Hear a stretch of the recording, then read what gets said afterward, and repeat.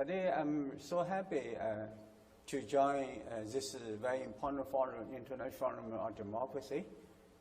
And I think our last speakers, I have learned from their speeches. So today I would like to make 3 points on this subject, on democracy. My first point is that there is no single model of democracy, no single definition of democracy. I'm a scholar, have been working on research on democracy for decades. And almost every scholar has his or her own definition of democracy. And in the academic circles, we have been talking about, for example, varieties of capitalism. And the British or United States style of capitalism is so different from, for example, like Northern Europe, European type of capitalism, or East Asia type of capitalism. I think that is the same as a democracy. Well, even in the West, right? And different countries have different type of democracy. You have a presidential system, you have a parliamentary system. You have like a 2-party system like in the United States, and you have like 6 or even more parties in Germany. Or in Indonesia, we have even more than 100 political parties who are eligible for election, right? For election. So we have to. So since modern time, I think all modern democracies are based on their respective civilizations, culture, and national condition. So empirically speaking, and successful democracies are based on their own civilization and culture and the national condition. But the failed states or failed democracies are imported. Many years ago, I read a book authored by a French scholar. The book title I still remember is The Imported State. Because, since modern time, many Western countries export their state products like democracy, human rights, and to other countries. And other countries also, whether on volunteer basis or forced to accept those forms of democracy. But their experience is not so good. And many democracies have failed. So we have to take it into consideration. Right? My second point is that there is good democracies and bad democracies. So we have to be very cautious. If you want to develop, you need to develop good democracies while avoiding bad democracies. Are democracy good? My answer is not necessarily. And if you look around the world, and in many countries, poverty, even absolute poverty and democracy coexist for a long time, right? Long time, particularly in Africa, even in our Asia, in Latin America, right? Well, the West always says democracy is good for development. But if you look into the West itself, historically speaking, one man, one vote democracy only started at the 1970s, right? And not so long time ago, actually. For most of the part of time, since modern time, democracy in the West was an elitist type of democracy. Only a handful of people can vote, can take part in politics, right? Majority of people, women, minorities, were not eligible to take part in the political process. So that's it. I summarize the good path of development. You have develop your economy first, then you enjoy social rights like welfare, then you come into political rights. No country so far has realized so-called human rights, many types of human rights simultaneously, right? You have to realize your rights step by step. Economic rights first, then social, then political, right?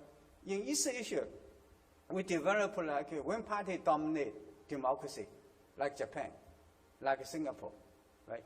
Those democracies are very successful.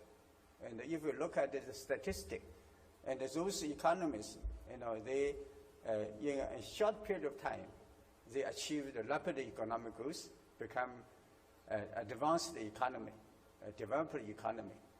But in many states, including some Asian states, they adopted the Western type of democracy, but their economic, social development performance are not good, actually.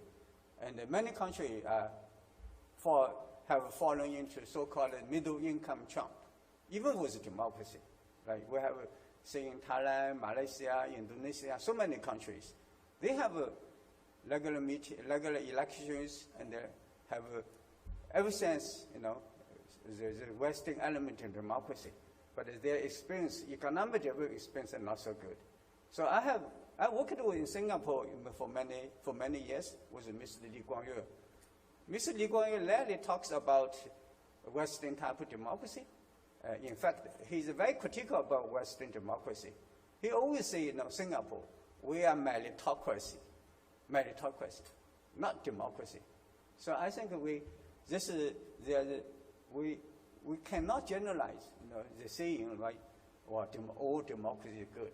Actually, some type of democracy actually even is very bad. People, poverty, democracy cannot deliver. My last point and the third point is that China has found and developed the form of democracy which fits best its own civilization, culture, and the national conditions. And I remember my first major research article titled Democracy and Development, Are They Compatible? My answer is not, right, as I mentioned last time. So in the past 4 decades, since China's open door and the reform, right, worldwide, China is one of the most successful states, if not the, in achieving simultaneously 3 sustainabilities.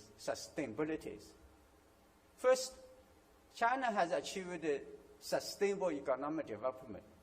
When I was a university student, right, at the Beijing University here, and China was so poor, that time China's per capita GDP was below, less than $300 US. But today, China's per capita GDP is $30,000 US, right, in such a short period of time. And at that time, when I read English literature, there was a term called middle class. I even did not understand what middle class means. I had to check a dictionary. But today, China has like 400 million middle class, right, in such a short period of time. Most importantly, like our last gentleman mentioned, Chinese government, China was able to help more than 800 million people out of absolute poverty. Well, all those figures are really, if you look into the history of world economic history, all those figures point to all different kinds of miracles, right? So sustainable economic development is very important. Like if you're a Marxist, you believe economic is important, is the base. We have witnessed. If the economy is good, whether you are democracy, non-democracy, people will be happy. If your economic becomes so bad, whether democracy, not democracy, people will not be happy, right? So don't overemphasize this democracy. Second, China has achieved sustainable social stability. That's very important. Well, many Western countries, like the United States, British, right, they also achieved in the past 4 decades, has a reasonable good economic growth, but their society now become unstable. The rise of populism, right? Many people follow poverty level, right? Like in the United States. Well, the proportion of the United States, the middle class proportion of the United States, it's amazing story. The decline, the shrinking of the size of middle class. Until the early 70s, the size of U.S. middle class was still about 60 to 70%. But today, U.S.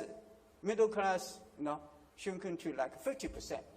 That's why that provided the base of the rise of populism in the United States.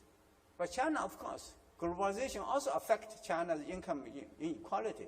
Inequality actually, and also is very, very, very serious. But nevertheless, the Chinese government is a government which is deliver its economic good to people, as I mentioned, more than 800 million people out of poverty, absolute poverty.